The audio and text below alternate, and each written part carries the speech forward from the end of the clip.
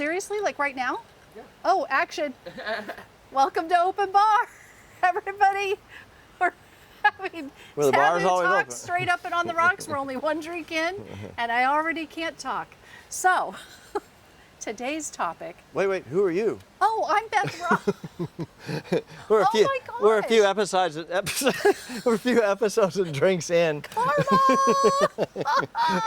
and that's when it gets fun. So this is gonna I be a know, good but one. like it's there. Literally, Wait, I've not even made it but- through a drink. But wait a minute. But who am I? I'm Oh, yeah, J. who are Rob, you? the guru of peace.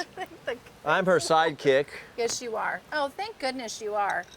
I love having you as my Oh, sidekick. it's an honor to be her sidekick in there. She invented the show. She just woke up one day and said, "Wow, let's do Open Just Bar." And I go, woke "Holy up, just crap-a-roni." poof in my head. You did, and then next thing you know, here we are sitting, and I've had a blast ever since we began the show. Always in the shower. Every time I'm in the shower, that's when all the ideas come to me. I don't know why. Does it happen to you? No.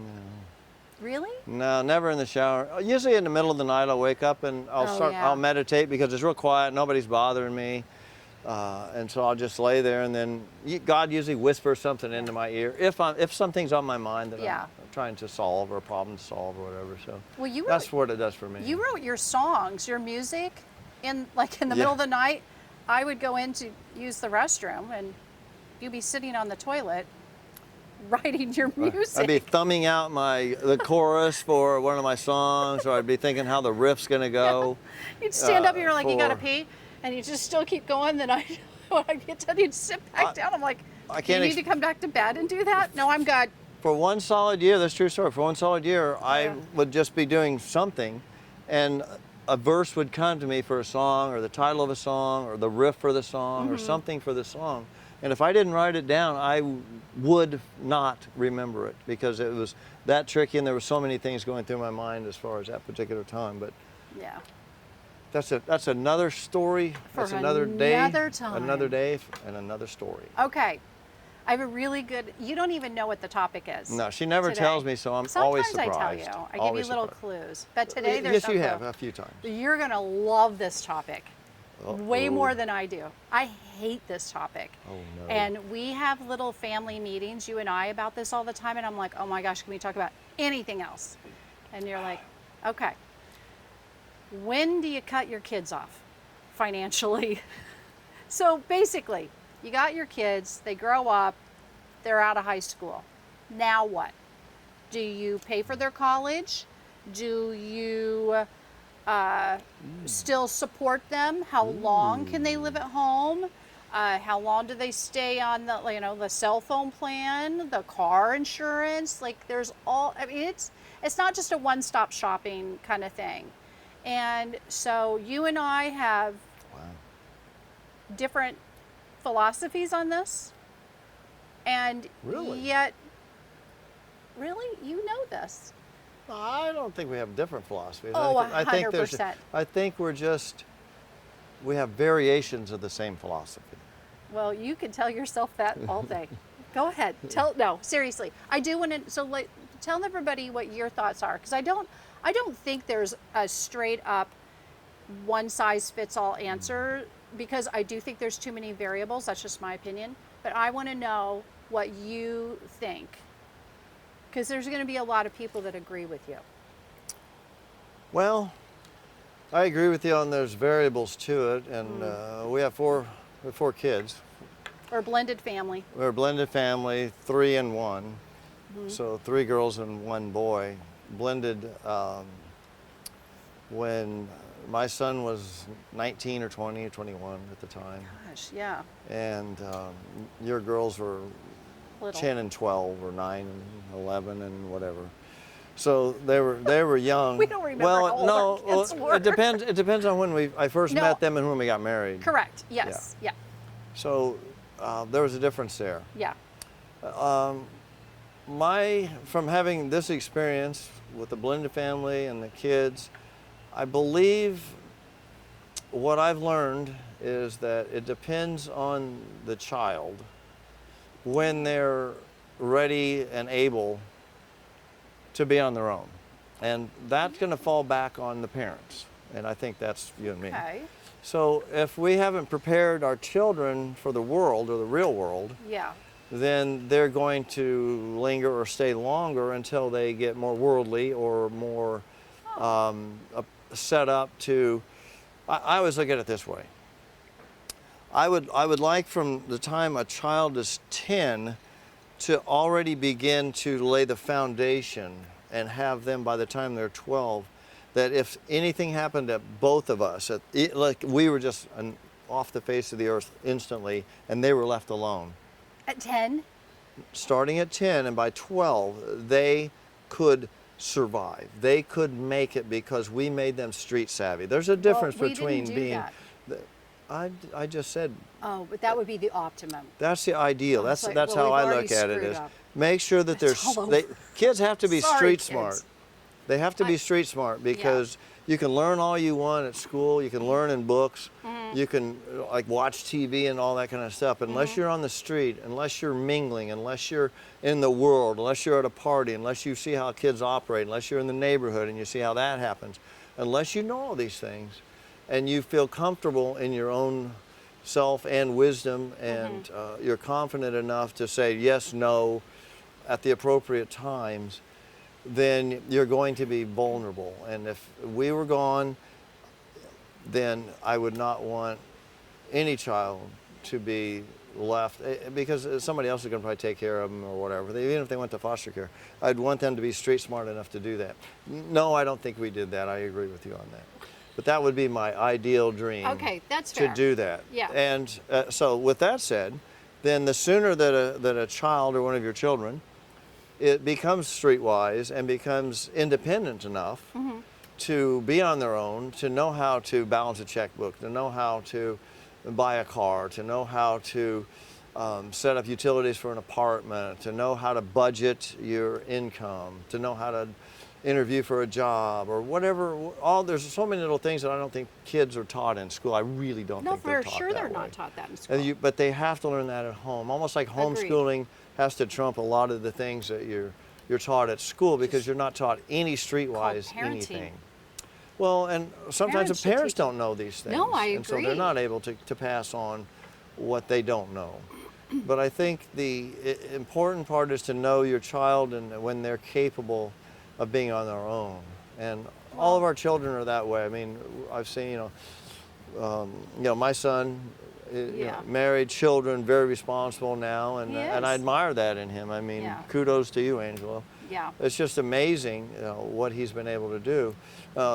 Francesca, bought a restaurant, runs a restaurant, and not just a restaurant, but a great restaurant and a fun place. Tea Shops and Treasures. You got to stop by there if you're in town. It's Teapots and Treasures. What did I say? Tea Shops and Treasures. Tea Shops and Treasures. It's Teapots. Well, come on. Oh I've had a couple of cold Teapots Sorry. and Treasures. That's a better plug. In Juno Teapots, Beach, Florida. Teapots and Treasures in Juno Beach. She did have a little assistance from us, but she made a deal with us. Everybody should get a deal like that. Yeah, well, and we can tell that deal Anyway, here in a that's a minute. whole nother story. Yeah. But my point is, I like that. The point is, she was young and she did that. I went into business myself when I was 26, first fitness club. So I felt like I was fairly young. She was like 21 or 22 or something like that. So she jumped into business even earlier than I did and pulled it off. So anyway, to that, our twins, they're coming up now. Yeah. Into their own. They've conquered TikTok. They've discovered about life from a perspective of how things work in that part of the world that I don't understand. Wow. And so they're doing our social media and different things like that. And we've got them prepared. All the girls have bought their own vehicles, Sun 2 and all that. All the kids. Yep. Everybody has their own vehicle, their own car So we've taught them insurance. how to do all those things. So, we've prepared them, and now it's just a matter of time. I will add one thing, and I want to turn it over to you real quick. Oh, good. Because I want to know what the other thing is. Well, the other thing is that I came from 40 years in San Diego, and it's a very wealthy, high-priced area for everything. Yes. Moved to North Palm Beach, Florida, another very, very wealthy coastal, wonderful place to live in America. Probably two of the most popular places in America, in my opinion, right now, that people would want to live just because of the weather. I mean, we're sitting in our tiki bar here, and it's just like the weather is incredible. This could be January, it could be now. It doesn't really matter here. Two pieces of paradise, for sure. So we got both things, but you pay for that, and so it's not like living way inland or somewhere else where the rent's going to be a third of the cost. So we have to keep that in mind, and that's been one thing that one challenge that I've noticed we've had is qualifying for rent. Yeah, we don't in these live in areas. We live in Florida, but Yeah, we moved to Florida but we now. have two Two well, that live there. three kids that live out there. In San Diego One's area. married and has kids, and then the other two live together out there, and then the other one lives here. Lives here and has a business and so yeah. on. So anyway, so that's my take on it. It has to be accounted for, the cost of living in the area, and the training and direction. And then the last thing I'll say, and I'll turn it over to you, is at some point it's like the birds or the eagle. They have to kick out of the nest and start flying. Yeah. And if you skin your knees, you skin your knees. But we would never let any of our kids flounder out or do anything like that. No. But at the same time, you all have to learn your lessons. You can't learn them at home. Oh. You can't learn them at school. You can't learn them in a book. You told me that. I remember. You because can't. I was trying to give one of our children advice on her business because that was my background. And so I felt like I had a lot to offer. And I remember I kept on, and she was getting progressively more and more annoyed with me. And you said to me, you can't learn her mistakes for her. Nope. She has to learn them herself. How did you learn? I said, well, because I messed up. And he goes, well, then that's how she's going to learn. You can't learn that for her. And you've owned 2 restaurants. Yes. Same as, she's owned 1, but you've owned 2. So Yes. you got your knees skinned. Nobody was there, No. coaxing you along. You had Oh to my learn gosh. it. You learn it the hard way. And you remember it, though, because you learned it the Except for hard way. I remember my parents, a lot of people actually loaned us money to start that. We started that restaurant, the first restaurant, with no money. There were 4 of us. None of us had any money. We went out I don't advise that for anyone. Well, are you kidding me? We opened a second location in a year. We were doing great. It was like the most incredible thing. But my parents, I remember, invested, and then we paid them back like our other investors. And so, anyway. It's called OPM, Other People's Money. Well, we paid them all back. No, that's fine. Worked, That's no was, risk to you, so that's yeah. smart. No, that was really helpful. But no, so I feel like the reason, gosh, all our friends have kids like around our kids' ages. And I mean, it's all over the map. Like we've got them, that some of them have all their kids still at home and they'll stay there forever. They want it, not forever, but until they get married and move on. And they're fine with that. Some of them still have them on their credit cards. Some of them pay for all their stuff. Others are like, nope, you're on your own. You're out. See you later. Like it's all over the map. And I do think everything is different, like you said. How are they prepared to go out there? I know my girls were not, like I spent all my time raising good human beings. I wanted them to be kind and thoughtful and loving. I didn't want them. Well, just for the record, she was a single mom raising 3 girls, and so Yes. kudos to her because that's not easy. Go ahead. Well, thank you. It was like it is, but it took a village. I had a whole, their dad. You had good people. They would stay with him sometimes. Like he had Yeah. his, and then I had lots of good friends, very good friends. Because my family didn't live there, so I had to make sure I created my own tribe, my own village of people to help, and everybody participated in raising those kids. And this was in Dallas, where you In were Dallas, doing this. and it really made a difference. And I got to tell you, we succeeded. I'm not going to take full credit because I think it was a huge commitment by everybody, and it was a group effort. And they're good, solid people. They are kind, they're loving, they're well mannered. They're polite. I did not want bratty kids, and so I succeeded in that. I did not, however, prepare them for to be street smart. I didn't. Now they're learning and they're getting to that point, but that was just kind of like later on. Yeah. Well, But a lot of people have street smart kids, but they're just bratty as all get out. Like, forget that. I'm not having bratty kids. that's because there's no supervision. But the interesting thing, when I came on the scene in the beginning, Yeah. one of the first things I taught the girls, because they're girls and not guys, but girls, is to be aware of everywhere you're at. Yes. And they had no clue. They go, "What are you talking about? You don't look down at your phone Yeah. when you go get gas." That's the first thing I told them. We went to get gas one day, and I said, "Okay, we're going to go get gas. I want you guys to get gas with me." Pull up to the pump. I said, "So stop, don't move. What do you see?" And they go, "What do you mean?" And they're like looking around the car. And I said, Yeah. "You look around your environment. When you get to a gas station, you look for every person in the parking lot, every person at the pump, every car Yeah. at the pump, people driving in, people coming out of there. How many people are in there? What do you see? Does it make you feel comfortable or not?" And so you learn through awareness where you're at all times. I said, and you don't just all of a sudden jump out of the car. You never know, the person next to you is going to kidnap you. You have no idea in this world anymore. No, And, you and it's don't. been this way for years, in all the places I've lived. So you don't ever do anything without being aware of everything around you. Right. And they just couldn't quite grasp it. And pretty soon it clicked with them. Like, Yep. oh. I said, yeah, you could be standing next to the pump and somebody's pumping gas. And you just think it's just a regular dude over there. Next thing you know, you're thrown in the back of a van and you're gone. No, I it said- happens that fast. I said, you do not ever want to do that. I said, so you get out, you pump. You still look. If you have to, put the pump in, get back in your car and shut it. Yeah. Shut the door, lock the door, whatever. First off, don't ever get gas in a place you don't feel comfortable with, ever, unless you're absolutely going to run out of gas. Yeah. So that was the first step in awareness, and I realized they had no street smarts that way. They had they had no awareness that somebody was around the corner. That if you're walking on the street, if you walk outside, if you're walking up the block, you just need to be aware of where you're at because, and if you have to, and I don't mean to sound paranoid, but they're pretty girls.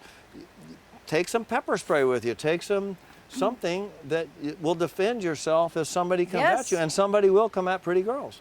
They always sure. do, Yeah. and especially the places we live. Well, So- they're the sex trafficking, two of the biggest sex trafficking places where the girls And live. when people so, and when young girls let their guard down or Yeah. trust somebody or you're looking at their phone and they're like going like this and all of a sudden they're easy prey. Just Yeah. swoop. It doesn't take long to swoop down and grab them and just fly away no, like an eagle. I think we've pretty much shared enough cautionary things with them that I think But they I- have listened. Yeah, but I didn't that. want to tell them. I want them to But- go to the pump and get out. And what's that look like? Yeah. What's that feel like? Everywhere they go, I always tell them the same thing. I So- don't care what it is. So back to the thing. So Yes. like, should they be on their own or not? Like, so 3 of our kids, the 3 girls, still do live at, the 2 live at a place that we've In San Diego, at our helped them place with. there. Yeah. Yep. And then here, the other one lives In here. North and, Palm Beach. And I got to tell you, like the whole plan, they're all ready to go. They don't want to be with us anymore. And we're ready. We're ready to be empty nesters. Like, and they know. We tell them all the time. They're like, oh, we know. You want rid of us. We're like, it's not that we want rid of you, but yeah, we do. We want to be empty nesters. But at the same time, oh my gosh, the rent prices are insane. Insane. So our thing has been, listen, you stay here, but you got to save your money. You can't be, and they don't. They're not like frivolous spenders. They don't go out. They're not partiers. They don't do anything like that. So when they travel, they're very thoughtful of that kind of thing. So it's very, they have to be saving money for the future to move out, for the plan. So that's kind of how we've kind of navigated that, but there will be an end date. I agree with you. If You get have it- to. If not, it becomes next week or next month or next year or Get a whenever. second job, get a third job. You and I Yeah. have both worked 3 jobs before, so like, you and I are a little harder. We're pretty hardcore. Yeah. We're independent enough. We're 2 independent alphas, you might say, but we definitely want to stand on our own feet without a handout or with our hand out waiting for something, if we can. Yeah. And we're not standing there proud or anything like that. We're better than anybody else. No. But we're both willing to work and do what it takes. And I hope that is instilled in our children and their children to do what it takes. Just be responsible. If you don't want to work hard, there's nothing wrong with that. Just live within your means, and that's the American dream to me. Just live within your means. That's the American dream. Don't always want something more. And that's where kids run amok, in my experience, raising them. course. I want this right off. No, you got to start here with, you have a small apartment, or you have this. You don't get the penthouse. You Oh don't my do gosh. this. Like, I don't think they could have, like, the apartments you and I have lived in they have Well, no idea. I've lived in a I lot lived of in places. houses that had rats in them. It's like, okay, you have too. Like, it's like, okay, you guys. That's a whole nother don't story know. we'll tell about Yeah. relocating to new parts of the world. But the biggest thing too, like, I would just encourage everyone to, don't be so judgy about your friends and how they, raise their kids, because I just don't think there's an easy answer. I think that's what you said. There's variables. I think every kid is different, but I also encourage you not to have your kid be, good gosh, they're in their 30s, they're still living at home. Like, what's going on? Like, you might want to just Yeah, there's been a few we might missteps. need a little here. conversation. So, and again, I'm not saying you ever don't have to. My mom, I remember, got a divorce and she had to move back for the summer with my grandparents with me just to kind of gather her bearings. And then she went right back, and then that we lived in the house with the rats. But I bet it was a home. I mean, my mom, I never felt like we were poor. I didn't even know that we had rats until later, she told me. So anyway, okay, so I'm glad that we talked about that. So Well, I think thanks it's for good. talking. But there's so many variables, and don't beat yourself up as a parent. No. Just do your best. And Yep. the final tip that I'll give is that I always try to turn it over to God, because God is my director. God is my CEO, and that's where I turn to if I don't know, if I want some guidance. And so, Yeah. I ask you, and we do this, but we'll usually pray on it, and then we'll go, okay, God, what do you think? And then we move forward on it. So raising children is no different than making any other decision. And surround yourself with a village full of people that are encouraging and supportive, and don't be afraid to take their advice when you feel like it might work out for you. Yeah, you had some really cool people and- that helped you out back in the day. Oh, the best. I keep saying to my girls, whenever you get married, don't you think we should all walk you down the aisle? And they said there'd be nobody in our side of the church. Like they'd all be in Nobody the to clap aisle from the pews. because they all helped raise. It was a huge group, and I'm so grateful for That's that. you know why that happened? Because she's the sweetest, kindest No. person ever, and you know what? God rewards those people. The universe brings back you're that sweet. kind of karma. You're And people sweet. show up and help, and that's exactly true, and People that's do why show that up. worked out that People way. do, and accept their help. Yeah. Oh, And make thank your you. children godly. Thank you. Ahos. Hey, hoes, oh, hoes. We love you. We love you. Hang loose. Whoa!